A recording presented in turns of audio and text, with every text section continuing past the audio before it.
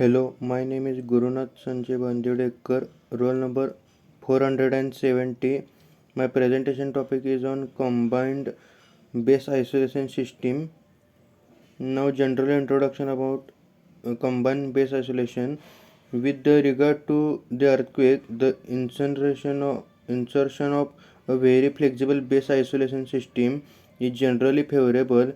In this system, the laminated rubber bearing, that is LRB, and sliding rubber bearing, that is SRB, are most frequently utilized since they can be provide suitable horizontal flexibility, but because of the vertical strength limit, too many bearings in isolation system should lead to great lateral stiffness. Otherwise, sliding rubber base possess high initial stiffness and very low post-yielding stiffness, which would cause unacceptably large displacement of structures after the sliding occurs and residual displacement after earthquake. So combined isolation system, that is CIS, composed of LRB and SRB, is developed in order to satisfy serviceability under lower intensity earthquakes and wind loads and response reduction under strong earthquakes. It is cheaper and can provide suitable initial stiffness, post-yielding stiffness, and damping for the structural seismic mitigation. In combined base isolation system, there are uh, divided into two systems, that is elastomeric base isolation system and uh, sliding base isolation system. Now first is elastomeric base isolation. The in this elastomeric base isolation system, the principle is the base isolation system that has adopted most widely in recent years is uh, typing by the use of elastomeric bearings. It consists of elastomer, which is made of either natural rubber or neoprene. In this approach, the building or structure is decoupled from the horizontal components of the earthquake ground motion by interposing a layer with low horizontal stiffness between the structure and the foundation. Rubber bearings are most commonly used for this purpose. A rubber bearing is typically consist of alternating laminates of thin rubber layers and steel plates bonded together to provide vertical rigidity and horizontal flexibility. These bearings are widely used for the support of the bridges on top of the bottom. The bearing is fitted with steel plates which are used to attach the bearing to the building and foundation. The bearing is very stiff and strong in the vertical direction but flexible in the horizontal direction.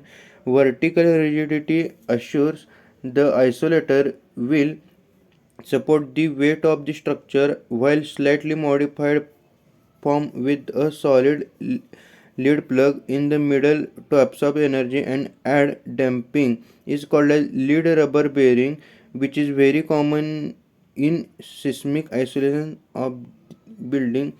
This is the image of elastomeric base isolation, which is you have to see the components, that is upper connecting steel plate, upper sealing steel plate, lead core, cover rubber, laminated elastomeric pad, bottom sealing steel plate, and bottom connection steel plate.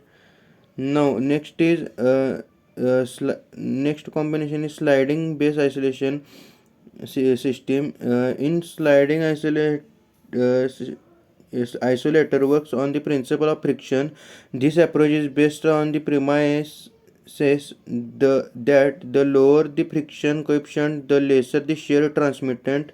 In sliding isolator, two pure flat stainless steel plates or spherical surface and articulated friction slide over each other during earthquake excitation. For initiation of the sliding, the intensity of exciting force must be more than frictional force of isolator. Hence, during earthquake excitation, the frequency of which is not harmonic, the isolator displacement is of stick slip nature.